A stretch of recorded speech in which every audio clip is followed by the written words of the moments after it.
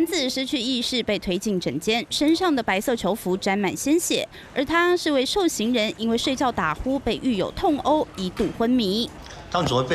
会被殴打？请问他是怎么样受伤的？9号凌晨，台东太原监狱的狱警听见争吵声，从监视器看见同寝室的周姓和古姓受刑人扭打，古男把周男打得鼻青脸肿，一度失去意识。半夜的时候，两个人因为睡觉互相干扰，那打人一方可能受到影响，那睡不好，所以一气之下就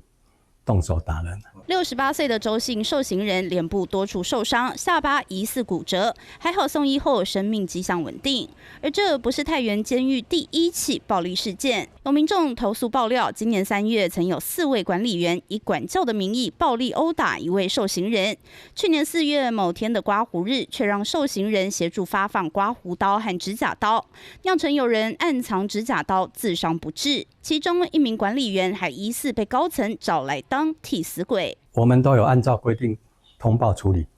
并不像报道所讲的这种情况。面对指控，狱方出面驳斥，表示这次动手的受刑人将按照违反监规办理。而台东太原监狱最初关押政治犯，解严后曾证明太原技能训练所以监内有专业的培训班为傲，却频繁爆出黑幕重重，宛如真实版监狱风云。三立新闻王浩源、鲍秀伟台东采访报道。